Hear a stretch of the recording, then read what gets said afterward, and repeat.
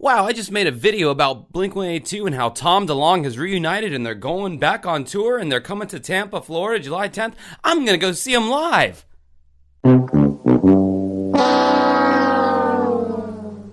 Fuck that. Yeah, a lot's been made of the ticket prices of the Blink-182 reunion tour that just was announced a couple days ago.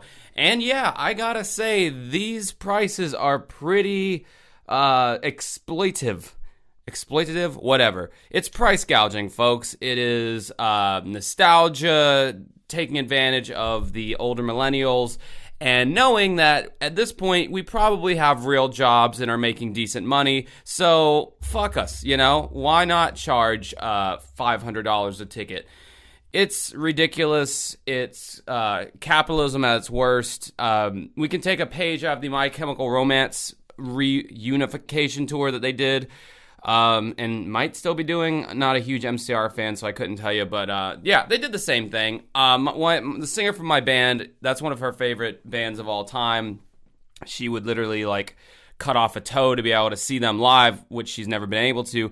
But then as soon as she saw the ticket prices, she's like, fuck that, I'm not going. So Ticketmaster is in charge of this whole scam. I don't know if you call it a scam. It's not really a scam. It's just straight up price gouging. Anyway, they're in charge of this, and if we look here, you can see that as you go down the list here, you got a seat in section 330, row A, for $350, and that's not even counting all of the fees that they're going to tack on, the building fee, the miscellaneous fee, so it's probably going to be more like $400 when it's all said and done. Then you got to take it, the parking is going to be a whole nother thing, but I mean, like, look at where these seats are at, dude. Look at where they're at. They are like, this is like nosebleed shit, dude. They're going to look like little ants on that stage. Ideally, this is kind of the area, ooh, yeah, this is the area where you want to be. For me, being an older gentleman, fuck the pit. The pit sucks. I've been in pits so many times, and you do not, if you want to enjoy a show, you do not want to be in the pit.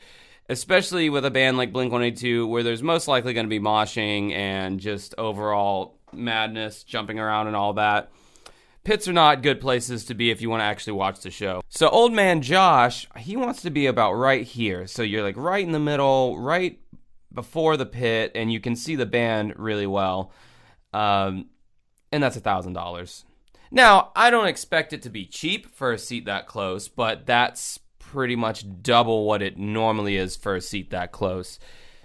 And then you got this one for $246. I would actually probably, that's the most I would probably pay. I don't know why this one is so cheap compared to diagonally in front is like literally 4 times as much. It's too bad I want to go with a friend because there's only one ticket available for that price. But yeah, it's so random. Like, why is this ticket at the corner here only $176, yet this nosebleed ticket $400? Yeah, this one's $133. I don't know. The pricing's very random, but the general consensus is it's high as fuck. Now, you know, Ticketmaster's dynamic pricing probably has something to do with that. But, you know, it's not like Blink-182. It's like Mark, Tom, and Travis are just sitting around going like, I don't know. I don't know how much tickets are to our shows. Shit, they're that much? I had no idea. They know exactly what's going on here. They are the ones who set it up, their management, whatever, with direct orders from them as to what they want, what they're expecting. I mean, I think they're bringing like 3 or 4 opening bands with them.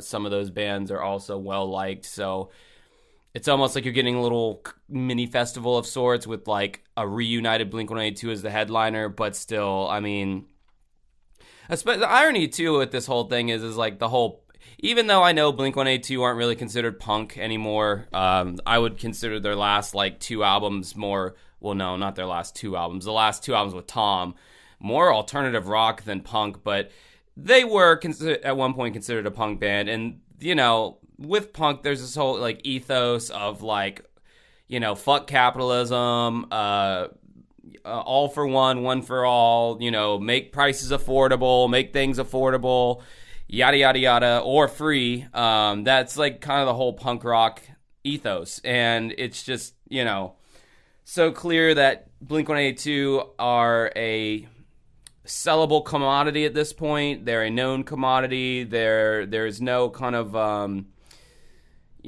ethical, like maybe a lot of our fans or half of our fans can't even come close to affording this, or maybe if they did buy one of these tickets, it's gonna be a bad decision for them because they could have been using that money for health reasons or whatever.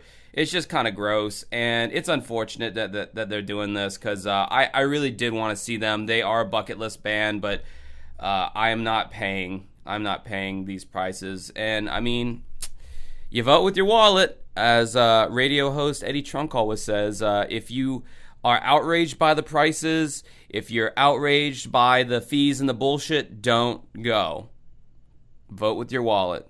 Because if you don't go, then you're sending the message loud and clear that fuck you, these prices are too fucking high. But I think a lot of these tickets are already sold out.